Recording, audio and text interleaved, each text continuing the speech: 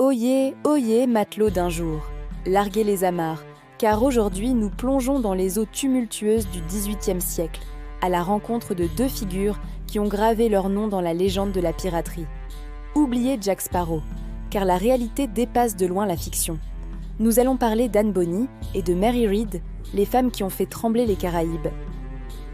Imaginez une époque où la place d'une femme était au foyer, bien loin des dangers de l'océan. C'est dans ce monde rigide que nos deux héroïnes vont tracer leur propre chemin. Un chemin de poudre, d'acier et de liberté absolue. Leur histoire est une véritable épopée, un récit de courage, de rébellion et d'amitié improbable. Comment ces deux femmes, issues de milieux si différents, se sont-elles retrouvées à naviguer sous le pavillon noir? C'est ce que nous allons découvrir ensemble. Commençons par Anne Bonny. Née en Irlande, fille illégitime d'un avocat et de sa servante, sa vie a commencé sous le signe du scandale. Pour échapper à l'opprobre, son père l'emmena en Caroline du Sud, en Amérique.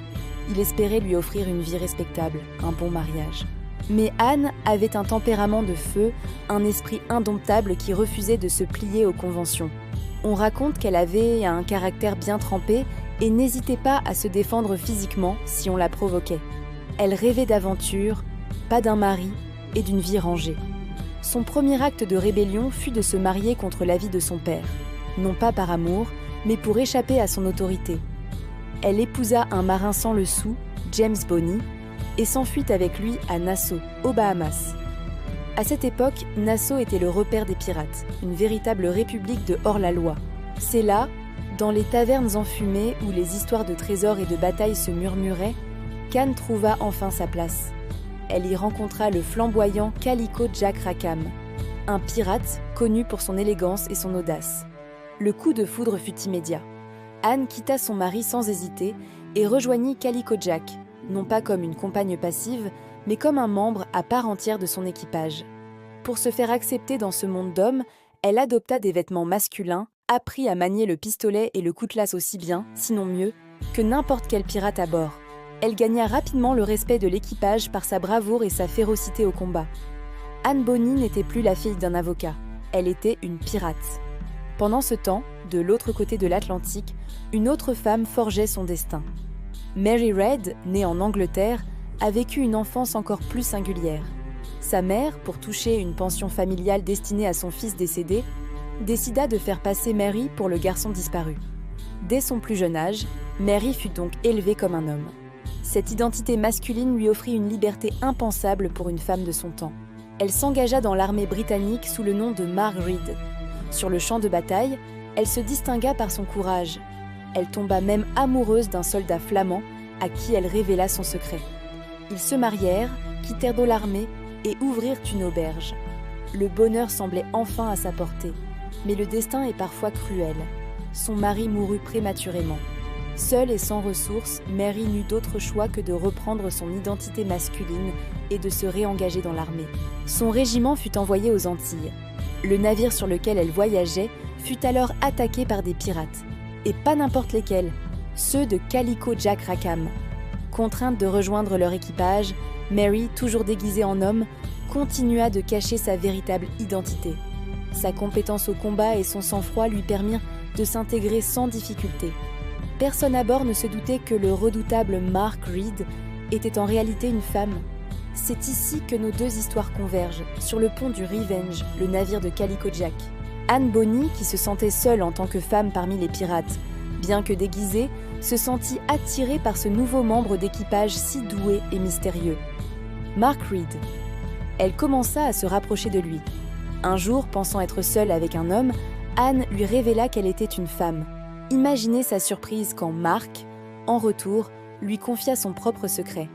Il était en fait Mary Read. Cette révélation créa un lien instantané et indestructible entre les deux femmes. Elles devinrent des amies inséparables, des sœurs d'armes. Leur amitié, née dans le secret, devint leur plus grande force. Elles se battaient côte à côte, se protégeant mutuellement. La jalousie de Calico Jack, qui suspectait une liaison entre sa compagne Anne et le jeune Mark, le poussa à les menacer. C'est alors que la vérité éclata au grand jour pour tout l'équipage. Loin de les rejeter, les pirates, impressionnés par leur courage, les acceptèrent pleinement. Anne Bonny et Mary Read devinrent une légende.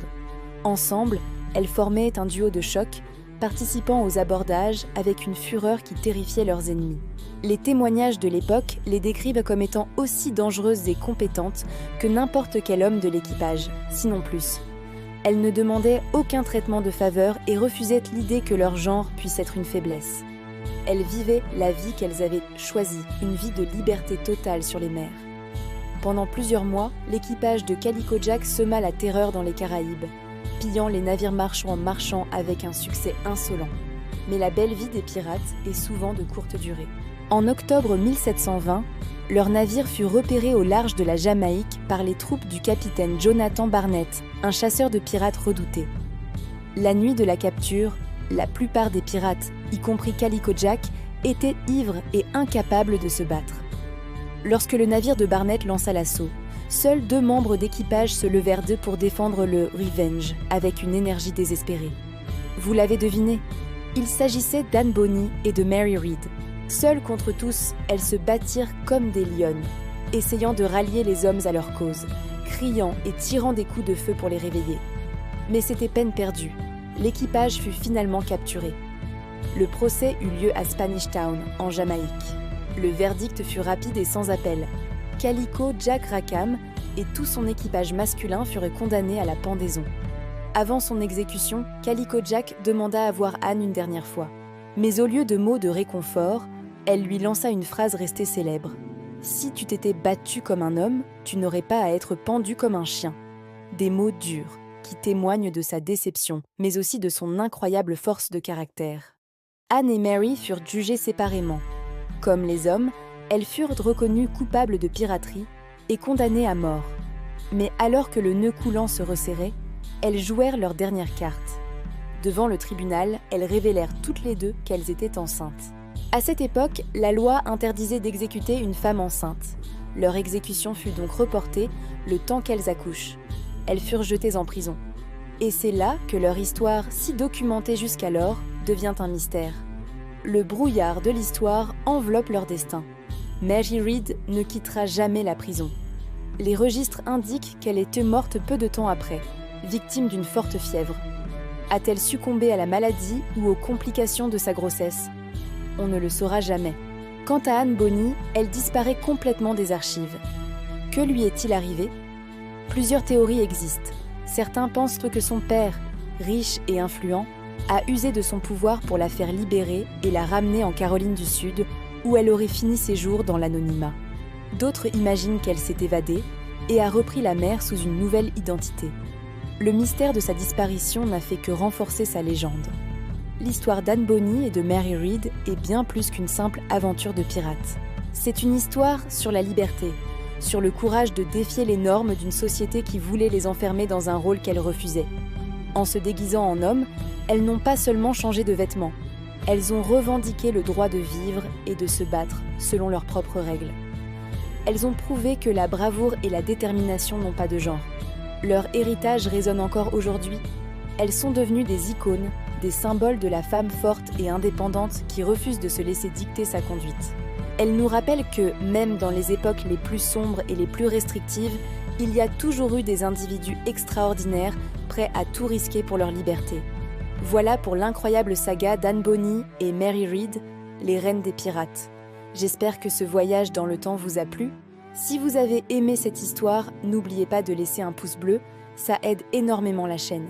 Et surtout, abonnez-vous et activez la cloche pour ne manquer aucune de nos prochaines aventures historiques. Dites-moi en commentaire quelle autre figure légendaire vous aimeriez que l'on explore. Merci de nous avoir suivis et à très bientôt pour une nouvelle histoire.